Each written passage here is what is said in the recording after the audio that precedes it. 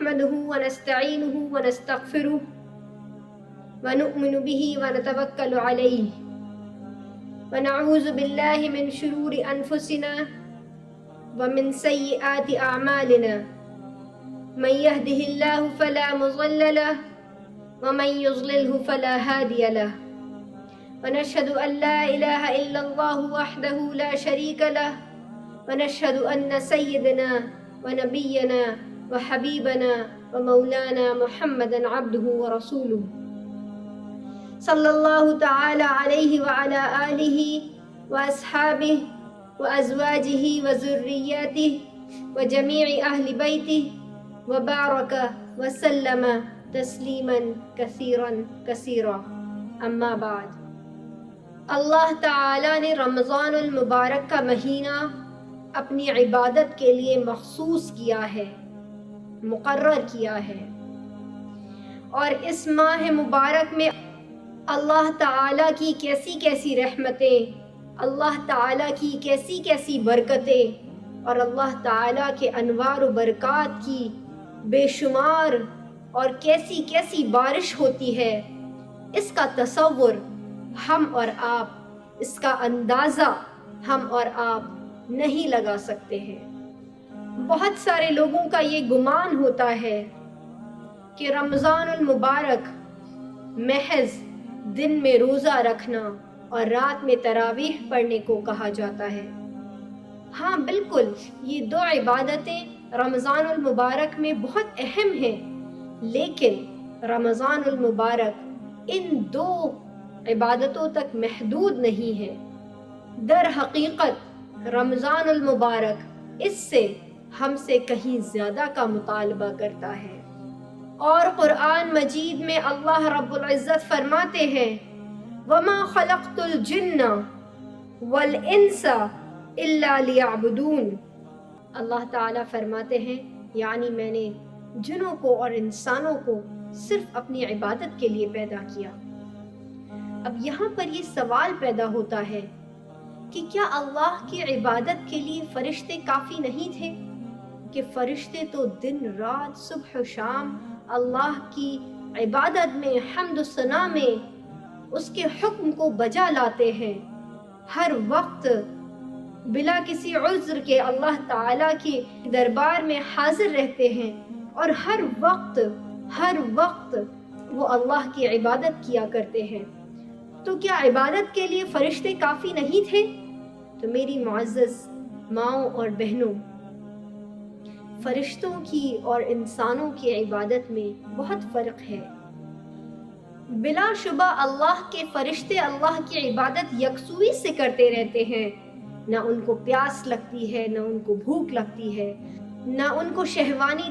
تقاضا ہوتا ہے، نہ ان کو کسی گناہ کا خیال آتا ہے، نہ ان کو اللہ کی نافرمانی کا خیال آتا ہے۔ یہ معاملہ تو انسانوں کے ساتھ ہے کہ ہم انسانوں کو بھوک بھی لگتی ہے، پیاس بھی لگتی ہے، گناہ کا خیال بھی آتا ہے، اکثر ہم گناہ کر بھی دیتے ہیں، لیکن ہمیں بھوک لگے لیکن ہم اللہ کے ڈر سے کچھ نہ کھائیں،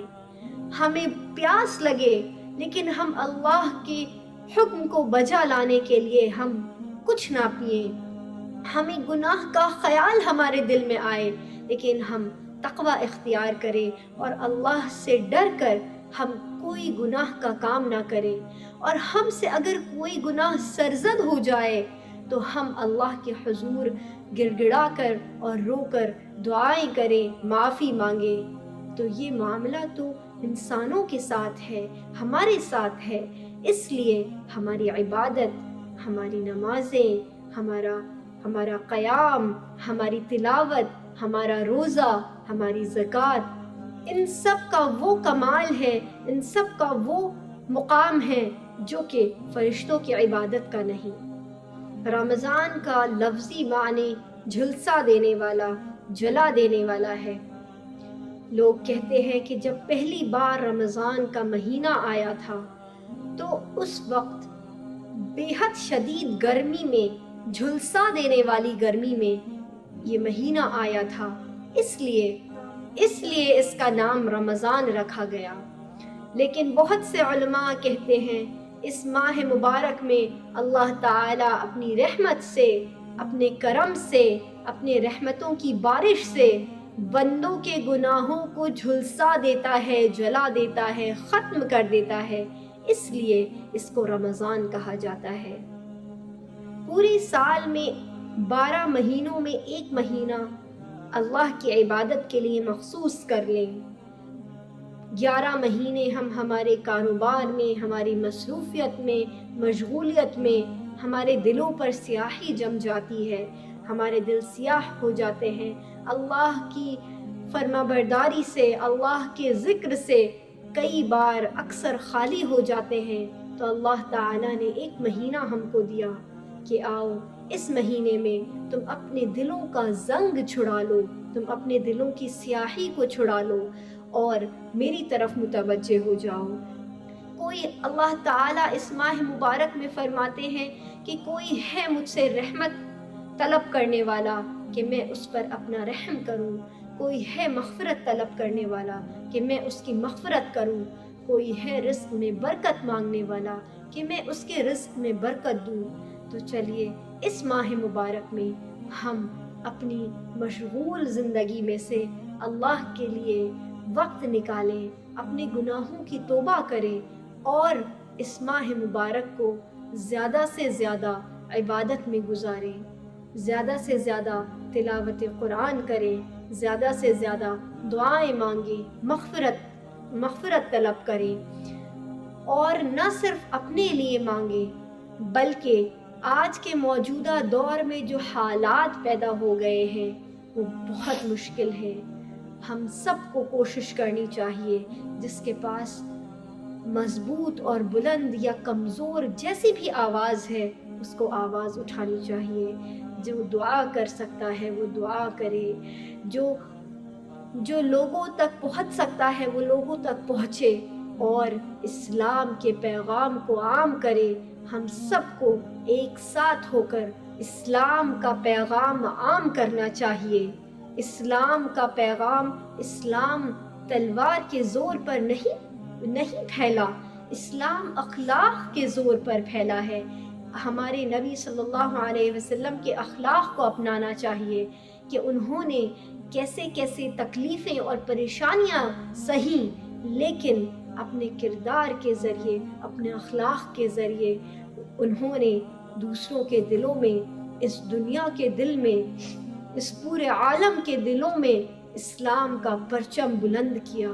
تو آئیے آج ہم کوشش کرتے ہیں کہ کوئی ہم پر ظلم کرے،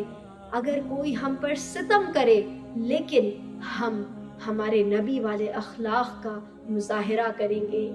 ہم کوئی گالی دے گا تو ہم اس کو گالی نہیں دیں گے، کوئی ظلم کرے گا تو اس کا جواب ظلم سے نہیں دیں گے، کوئی آپ کو پریشان کرے گا تو اس کا جواب آپ اس کو پریشان کر کے نہیں دیں گے،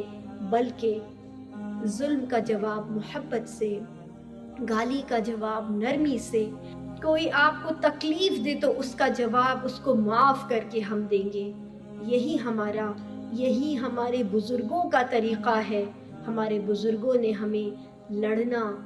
نہیں سکھایا بلکہ اخلاق کے ذریعے، اچھے عمل کے ذریعے دین کو پھیلانا اور دین کے پرچم کو بلند کرنے کی ہمیں نصیحت دی ہے۔ بس اس رمضان میں اللہ کے حضور میں حاضر ہو کر اپنے گناہوں کو بخشوا لو اور غفلتوں کے پردے کو دل سے اٹھا دو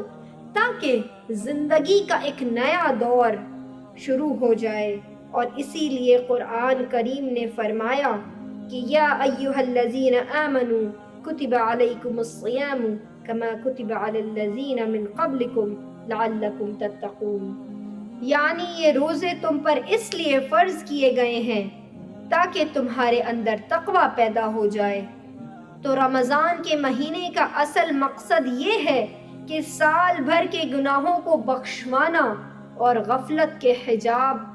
دل سے اٹھانا اور دلوں میں تقوی پیدا کرنا۔ جیسے کسی مشین کو جب کچھ عرصہ استعمال کیا جائے تو اس کے بعد اس کی سروس کرانی پڑتی ہے، اس کی صفائی کرانی پڑتی ہے،